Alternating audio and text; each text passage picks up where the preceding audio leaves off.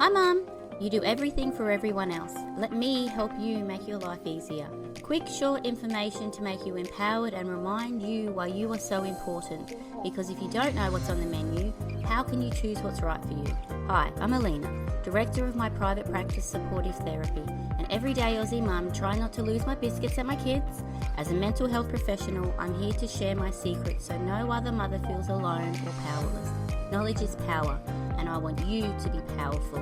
Think of it like I'm your mindset coach through all of this. Everything is backed by science and psychology. I believe in you, and I want you to be the best version of yourself. To be happy and to feel in control, you need to be mentally strong. Hi everyone, my name's Alina, and thank you so much for listening to my little podcast today. This one's just going to be a quick little one, just helping us understand about our autonomy and our boundaries, as well as the psychology and science behind all of this as well. So I did this really good post on my Mentally Strong Mums page on Instagram the other day, and it's about the over-justification effect, right? There's this thing called the over-justification effect, and it essentially means that over-rewarding a child for an activity that they initially enjoyed intrinsically, so intrinsically means internally, themselves, it can actually decrease their natural motivation, impacting their willingness to engage in activities without external incentives, okay?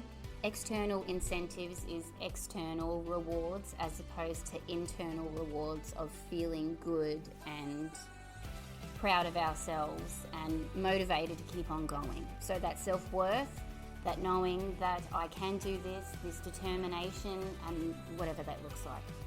So especially in our world as mothers, sorry, I got a frog in my throat.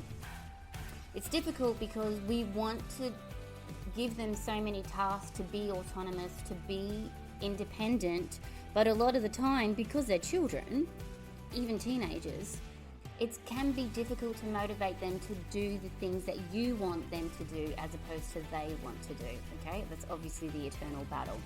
So it's understanding that when this occurs, we just go to our toolbox, and our toolbox is positive reinforcements, okay? Otherwise, it can be negative punishments. Positive reinforcement is when you do something good, you get a positive reward. And then negative punishments, if you do something bad, you're going to get a punishment from it. So it could even be something taken away from you or whatever that looks like. So especially in this day and age where we have evolved and we have to learn how to be a healthier, happier mother with parenting, doing the right thing. You can't smack your kids anymore. You can't do any of those threatening tactics, understanding how we need secure attachment. It can be very difficult then to try and get kids to do things the way that you want them to do in ways that are really productive, because then sometimes we run out of things to do and I can't positively reinforce or give my child a reward every single time they do something good, you know? So giving them lollies, giving them toys, or giving them screen time, and so it can be that eternal battle.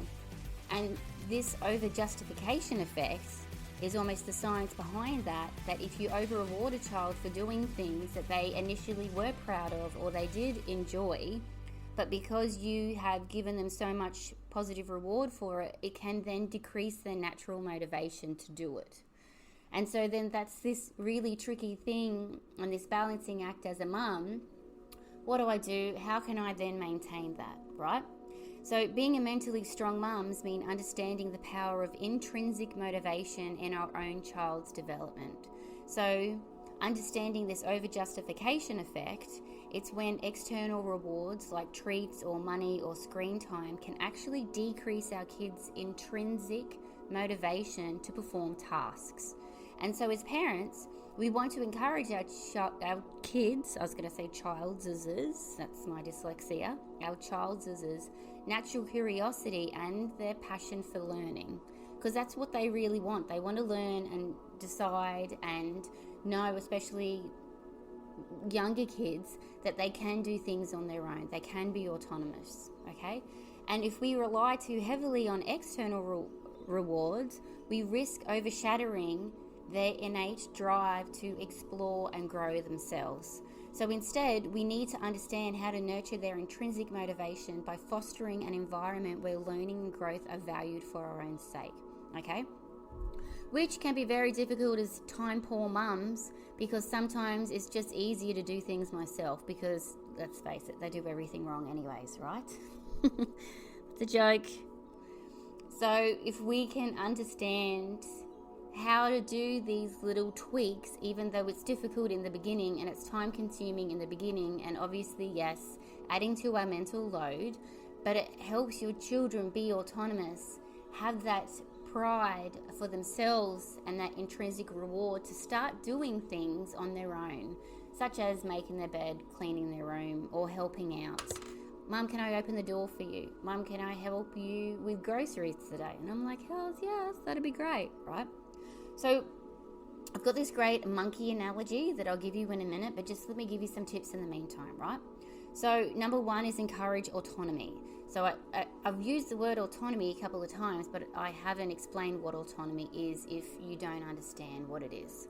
So autonomy is being independent, making my own choices, having my own free will.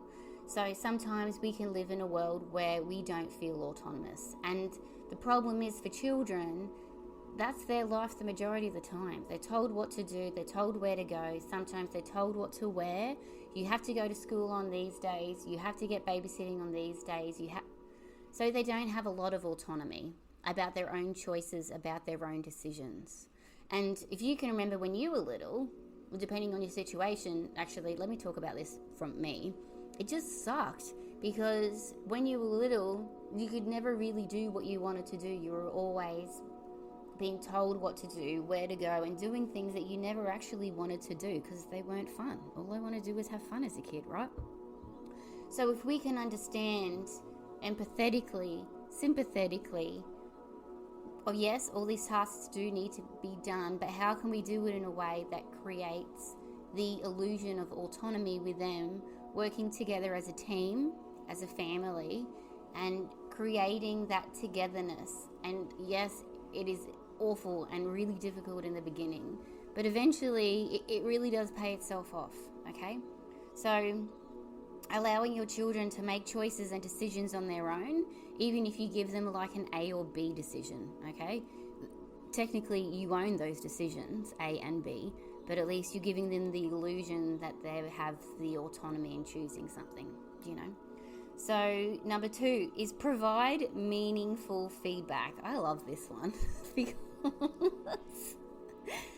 providing meaningful feedback for your kid, right? Instead of focusing solely on outcomes and rewards, praise your children for their effort, creativity, and perseverance. And when I hear of like meaningful feedback, I always think of you're not doing it right, okay? But understanding, have you all heard of a compliment sandwich? Bread, the filling, and then the bread. Saying something positive, saying the truth in the middle, and then the positive at the bottom. So even if you were to provide meaningful feedback for your child, I keep saying kid because my kids were on school holidays and they're annoying me at the moment, right? Provide meaningful feedback. Thank you. So the top sandwich, positive. Thank you so much for helping. I really appreciate it. The feeling in my sarcastic mind, I'm like, you've failed and you've done it wrong. But if you were going to do meaningful feedback, you could say, well, potentially next time, do you think it would be easier if you actually put the pillow on your bed instead of on the floor, right? And then the bottom of the sandwich could be something like, I really appreciate you helping out. You're doing a really good job working as a family. Don't give up. We'll try again tomorrow, okay?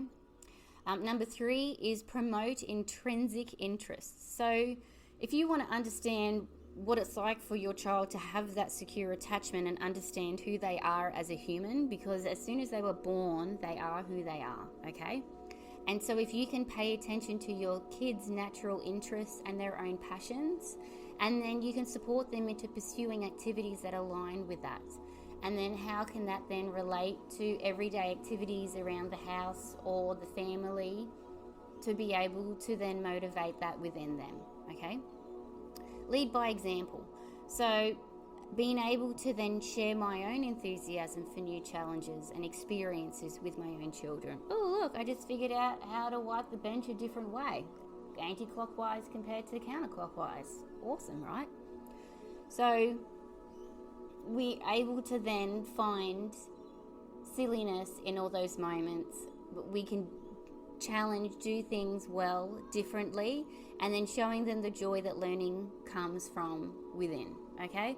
And obviously that was a silly example about the counterclockwise wiping, but because for them they don't have any autonomy, and if you want to work as a team with them and they want to work as a team with you, how can we then do this in a way that's beneficial for all parties and everything isn't a battle, everything isn't a fight, and then they start to understand, get predictability, know their patterns of what's going to happen, what routines, mum's going to say this. And the thing is, no one likes criticism, no one likes to know that we're failing in some way. So if you can use the compliment sandwich as well, then I think that's a really lovely way to foster that secure attachment within each other. And obviously this isn't going to work in every single scenario, okay? Kids can be really difficult, and the thing is, I can be really difficult too. If I've had a bad day, it's long, I'm burnt out, I'm really tired, okay? I look like a hot mess, I'm not giving you a compliment sandwich. I'm not doing it, and you can't make me. But understanding as well, when I do feel that way, how can I know that these are my children, and the times that I am functioning well mentally, especially, that I can kind of build up these relationships so when I'm not functioning mentally well, then we can work together as a team, and then my kids can give me a cuddle and make me feel better, and then we can just sit on the kitchen floor and eat lollies together. Do you know? Because good days and bad days are inevitable, and trying to make everyone do chores and housework, especially when I hate housework, then trying to get kids to do that can be excruciating, right? For all those mothers out there that are leaders, managers, CEOs, business, I've heard this analogy about the monkey, right? And just like a FYI, as a mum, you are the CEO of the household. So we will delve into that a little bit later in another episode. But even though I did talk work-wise, every mum is the CEO of her household, okay? That's the way our brains function, that's in terms of our hormones, and that's our nature versus nurture kind of stuff, all right? So, getting back to it, there's this analogy of the monkey, right? So just say for me, I'm a manager at my work, or I'm the boss at the work, and I have employees. So then the employees are doing their work, and then they get nervous about something, and then they have this monkey, right? So then they want to give me the monkey. So they come to the boss and they give me the monkey, and I'm like, yeah, okay, all right, I'll fix it, I'll solve it for you, I'll help it. And then there's another employee that comes along and they're like, man, I can't solve this monkey's driving me crazy and he's bananas. Gives me that monkey, and now that I've got all these monkeys on my desk because it keeps on happening. Monkey is an analogy for a problem, okay? So when people come and keep wanting to give you their monkeys, I'm then taking responsibility and ownership over these stupid monkeys. The problem is, in that moment, I haven't learnt boundaries, understanding responsibilities, or knowing that these monkeys aren't mine, and how to give it back to someone. How to empower someone to figure out how to solve the monkey on their own. How to help people believe in yourself that that is your monkey. Don't try and convince me it's my monkey, because it's not. It's your monkey. You created the monkey. I believe in you, and you can solve the monkey yourself. If you want to brainstorm on how to do that, I'm happy to help you do that, but don't give me your monkeys. And I think it's an interesting perspective to understand how easy it can be, especially we have wombs, we are nurturers. And so when someone has a problem that they need to feel like collective or a solution, as women, as nurturers, sometimes we want to be there for them, and We want to help them and nurture them, but by accident, as people pleasers, we take ownership and responsibility. And it's understanding about our own self-worth, our own self-belief, and this definitely comes back to this over-justification effect and the excessive positive reinforcement, that if every time my child comes to me with another monkey, I was going to say another bloody monkey, then at least I can then realize in a way that it's not my monkey, it's my child's monkey. So if I keep on taking my child's monkey and solving it and fixing it for them, they're never going to learn how to look after their own monkey, because they're always going to be constantly coming to me to solve their problems. If I can then help them realize it is their monkey, it is their problem, it is their responsibility, but they are not alone. I can help them out, but it still needs to be their decision, their responsibility, which comes back to that autonomy. They need to feel like they are in control. They can then problem solve. They can start making their own positive decisions and positive choices in their life, as opposed to either nervous, overwhelmed, scared, not believing in myself, not believing in the monkey, and then overwhelmed coming to... No. All of this is difficult in the beginning to do. That's a given, okay? But if we mums can be that mentally strong, understand our own motivation as to why we're doing this, long-term goals, it can then, in that moment when a child gives us their monkey, to be able to then stop, breathe, be present, sit down with your child and the monkey and help problem solve, right? Even at the end, give them a compliment sandwich. But if we can do things in a way that we are then proud of our children, but more importantly, proud of ourselves and the way that we handled it, it will then positively reinforce to us, right, that we are doing the right thing as a parent, we are doing the right thing as a mum. And all of this is all about being mentally strong and understanding motivation. And if no one's ever explained the monkey to you before in the past, then how do you know the monkey even exists, right? This is even really good for you to understand as well, that what happens with your monkeys. Do you then have people that you rely on to fix and solve problems for you? That can be at the workplace, that can be within family, that can be with your hubby or partner, whoever that is. That can even be with your adult children, okay? Understanding, what do I do with my monkeys? When I have all this stuff, do I have confidence within myself to listen to myself, to believe in myself, to be able to resolve it and solve it? Or do I feel insecure and nervous about myself, that I don't trust myself, I don't trust my judgments? So I need to then go to an external source as opposed to then believing in my internal, intrinsic motivations, all of that stuff. All right? That's just a little quickie for today. Thank you so much for joining me. It was a lot of jumbled up stuff. So it is a really great analogy though about the monkey. So otherwise, go back, listen to it, and you know what? If you think your friend needs to know about the monkey, send this to them too, okay? Because if we can all understand, imagine that, as a society, as parents, if we could understand that monkeys exist and everyone figured out how to solve their own monkeys, could you imagine the world we would live in? Golly gosh, it would be phenomenal. All right, mums, love ya. Have a great day. Bye.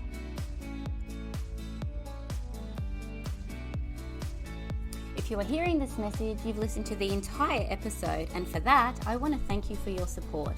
It takes me hours to research and create this for you, so I genuinely hope you enjoyed it and felt more mentally strong. If you have any suggestions or improvements, let me know, because I'm always open for criticisms. If you have found my information useful, please leave a review and subscribe. So by leaving a review, it's a value exchange. It's good karma. I value your support just as much as you value my free information. So find me on Instagram and Facebook by searching Mentally Strong Mums, and I'm Aussie, so we're spelled MUM. And then you can find heaps of resources on www.mentallystrongmums.com. And this podcast is for you.